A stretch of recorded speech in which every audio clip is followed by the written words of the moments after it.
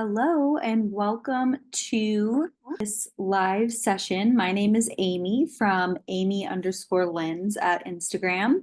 And today we are going to talk about the topic of fat loss with a focus on nutrition, mindset, and simple actionable steps that you can take to start seeing results on your fat loss journey. You want to set the tone for realistic fat loss, right? So there are a few things that we need to clarify, and that is this is not a quick fix. This is long-term sustainable change. So these are changes that you can make and fit into your lifestyle and create habits out of them, and that will help you lose fat and hopefully keep it off for good.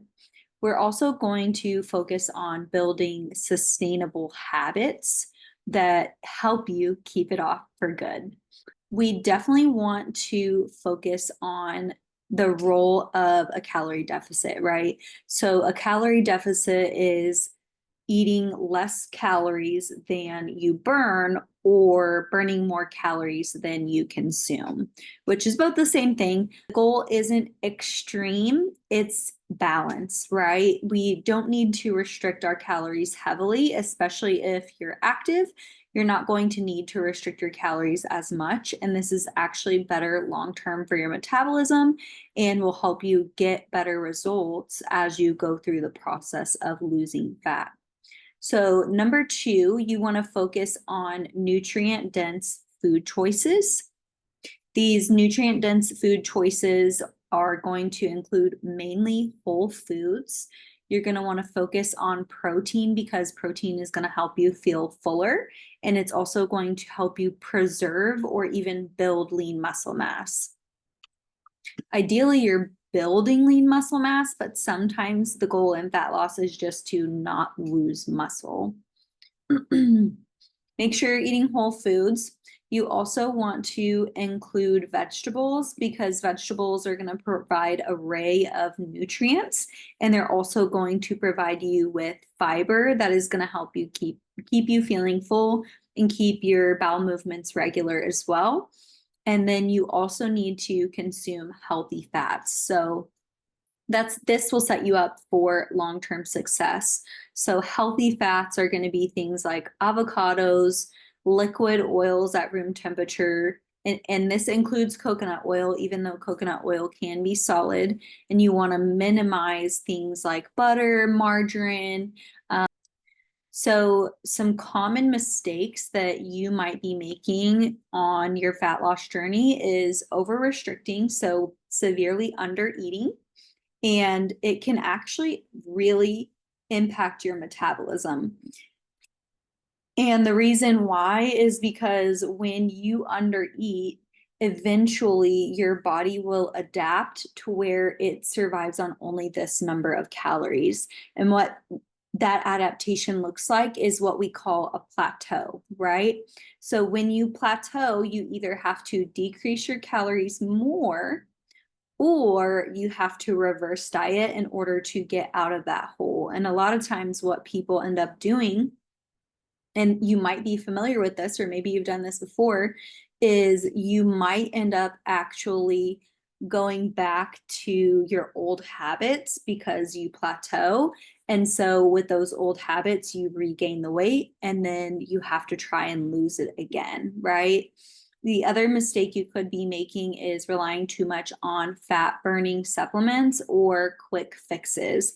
When we use fat burners or we try to lose the weight quick, it's going to come back on fast as you lost it, and maybe more will come back. And the same thing can be true for extreme dieting, which is why we want to avoid extreme calorie deficits or extreme amounts of exercise. We want it to be something that you can sustain long term, not only to get you your result, but hopefully to build upon and keep your fat loss going.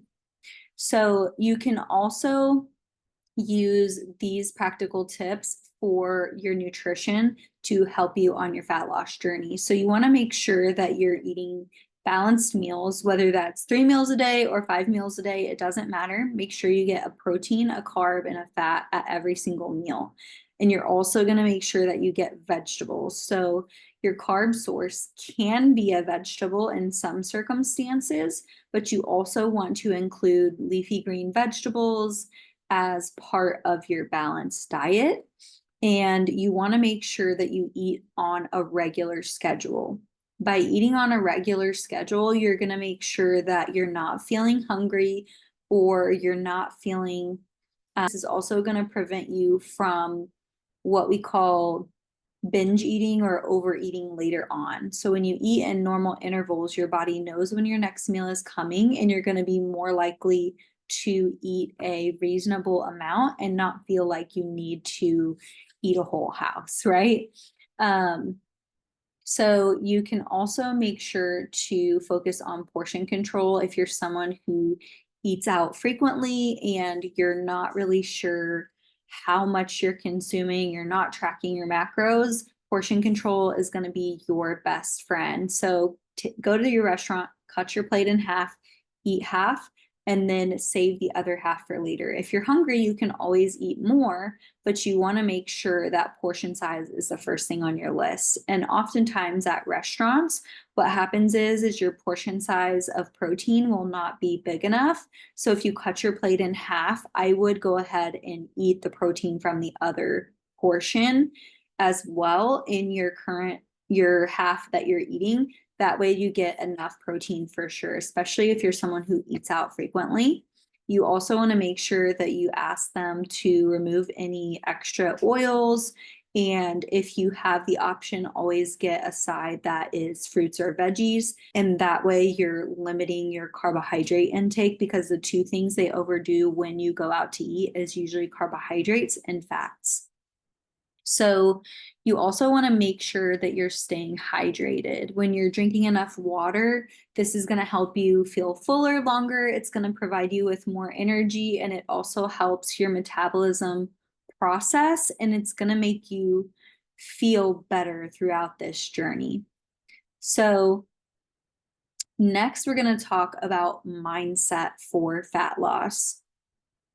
You want to make sure that you are developing a healthy relationship with food. We don't want to feel guilt or shame around eating. We want to make sure that we prioritize whole foods, but we also use an 80-20 approach, because if you are going too hard one way, meaning you're eating clean for so long and you're never allowing yourself a break from clean eating, then you're going to end up swinging the pendulum the other way and going back to your old habits. So focusing on the 80-20 rule allows you to have 2 to 3 cheat meals per week while still meeting your protein goal, still meeting your calorie goals, and not overdoing it. You always want to focus on balance and progress, not perfection, right? So balance means allowing yourself to have treats in moderation, so that way it doesn't become something that you want to binge on over time. So number 2 is focus on progress, not perfection. You want to make sure that you're celebrating small wins, which can be anything that you feel good about, right? Weekly progress, and not daily fluctuations on the scale. Because when you focus on the daily fluctuations on the scale, you're going to see very wide swings, which can oftentimes discourage you or demotivate you, because you're thinking that you're doing something wrong. But in reality, your weight fluctuates all the time. So if you weighed yourself every day, you would see those fluctuations and eventually start to realize that there is some sort of pattern that happens when you eat certain types of foods that are going to make you weigh more on this day and then not weigh so much on this day, right? So some of those things can be exercise causing inflammation after a hard workout, something that you ate causing inflammation, especially when it comes to alcohol or high calorie foods. Eating out, there can be a lot of sodium in foods, which can also cause water retention and cause you to ultimately weigh more on the scale one day. And then by the time you get a week past that big meal or alcohol or whatever happened, you're going to be down or you're going to be back to where you were before. So sometimes it's better not to focus on those daily fluctuations. A lot of times, celebrating wins can look like, oh, I have more energy, or I hit all my steps this week, or I hit my protein goal every day. These small wins are going to add up and they're going to make you feel motivated to keep going. So while it's really easy to feel like we're not doing enough, which I know I'm guilty of, and I know a lot of my clients are as well, I really would encourage you to make sure that you are focusing on what's going well and the things that make you feel good about your progress. Instead of focusing on the scale alone, focus on the actionable steps that you're doing and make sure you're hitting your targets. So that way you have something to say, hey, I am doing all the things, so I know that I'm going to reach my goal eventually.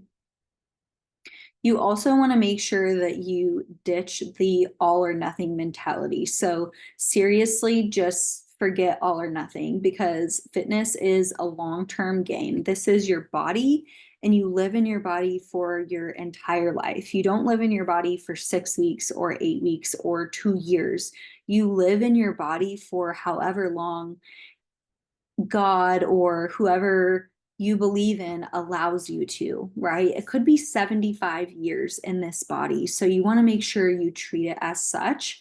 And we're playing a long game, and we want to take care of our health in the process. So it's not a race, and the only person you are competing against is yourself. So if you get 1% better every single day, that's enough, right? Think about it. 1% every single day is 365%, right? You would be 365% better than you were last year. So focus on what you're doing well and use that to fuel you to continue working towards your goal, no matter how long it takes. You also want to set realistic and customized goals. So customized meaning personal to you. You want to focus on things that don't relate to the scale, again, which are what we call non-scale victories. Feeling better, having more energy, a better mood, maybe your clothes are fitting better, maybe you can get down on the ground and play with your kids and you weren't able to do that before. I have a lot of clients that tell me, hey, I can walk up the stairs better than I used to be able to. I don't feel so winded or out of breath. And that's really what we're going for, right? Is quality of life. And ultimately, when you feel better, the look better will come. So focus on those things instead of just what the scale says, because the scale doesn't always give us an accurate depiction of, one, your health, but two, it also doesn't give us an accurate indication of the progress that you're making at any given moment, because actions over the course of time outweigh any number on the scale, right? So here are some actionable steps that you can use to create sustainable fat loss. So fat loss that will help you keep the weight off for good. So number one is daily movement. You want to create a plan and start with 30 minutes of activity every single day, whether that's walking or resistance training or at-home workouts. So 30 minutes of cardio one day, and then 30 minutes of resistance training the next day. And then maybe the next day you do yoga.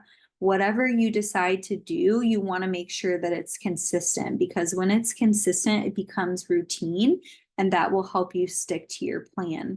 Ideally, for fat loss, you're strength training a minimum of 2 to 3 times a week.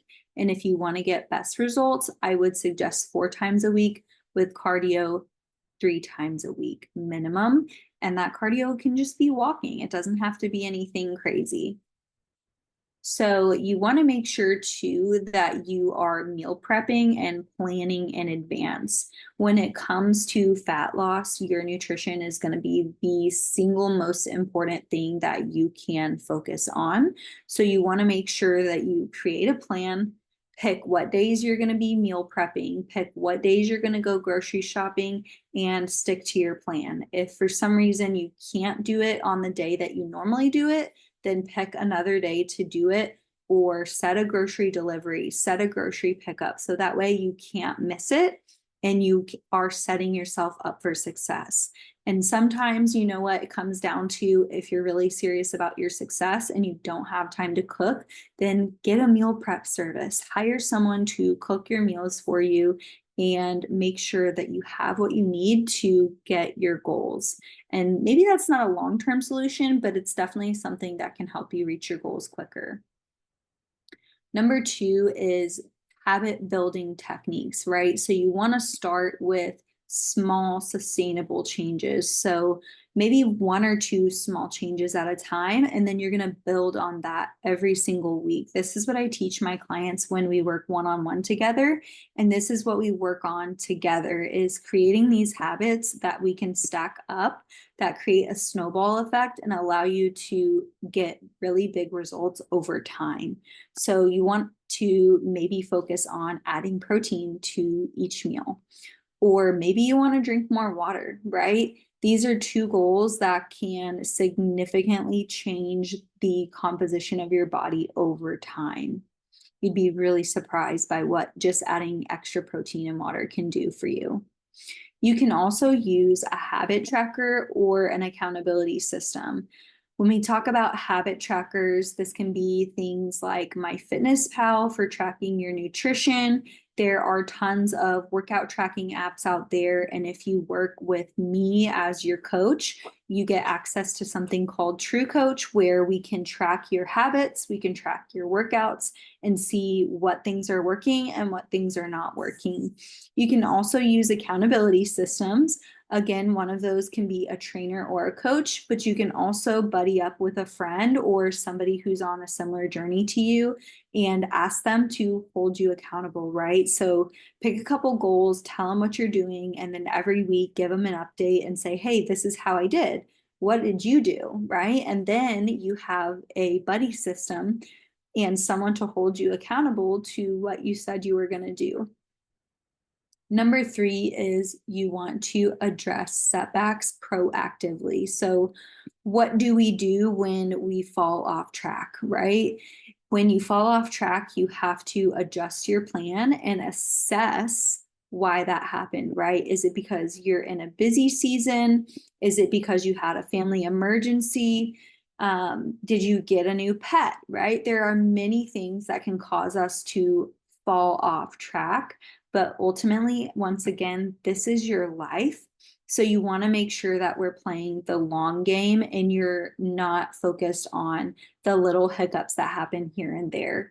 And when your life gets busy, it's just about adjusting, right? So you can always change the plan, but you can't get out of your body. So you have to make sure that you're able to be flexible and adaptable so that you can achieve your goals.